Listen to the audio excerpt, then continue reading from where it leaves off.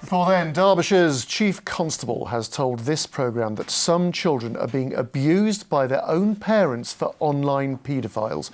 Mick Creedon was speaking in a wide-ranging interview ahead of his retirement. He's also been talking about his time as a detective in Leicestershire, where he solved some notorious crimes. Our social affairs correspondent Jeremy Ball reports. This is the atrium area. The bright new Ripley headquarters, where Mick Creedon's running a police force that's just been rated outstanding after 37 years in a career he never expected. I didn't know what I wanted to do. I remember applying for one job. I applied to be the England football manager, and I wrote a CV to Lancaster Gate and they rejected me, so I had to think about some real work. To lead an organisation like this was beyond my wildest dreams. What can be a better job than protecting the good people from the bad people? Get down off the car!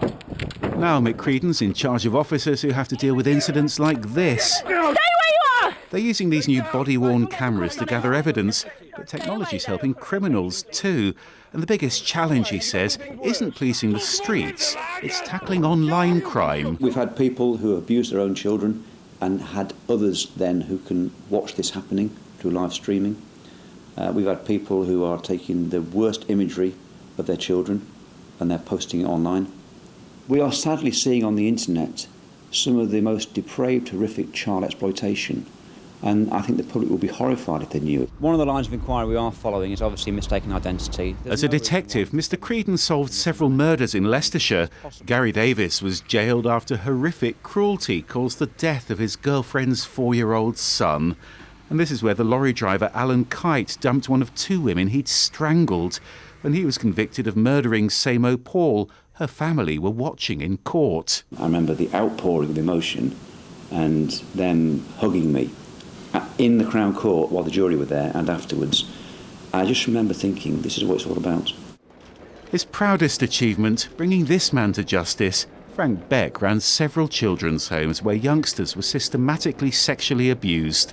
That started with a single complaint, and really we then stumbled into this enormous inquiry which involved hundreds of victims, several offenders. I look back on it and I think that was an unreal experience, like I say, that should have changed things, but didn't. Plucked from Gartrey's sports field as fellow inmates restrained prison officers. And he's investigated some extraordinary crimes, among them this prison break near Market Harborough that used a hijacked helicopter. The hijacker, called Andrew Russell, pulled a gun out. He took the captain into the middle of the exercise yard at Gartrey Prison. It was on the ground 21 seconds and 2 category prisoners jumped on that. It was just a remarkable job. And there have been some lighter moments over his long policing career.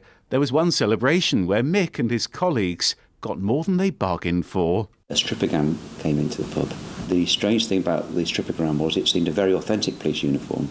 To cut a long story short, Jeremy, it transpired actually she was a special constable and she was doing this as a sideline, and within a few days she'd resigned from her role as a special.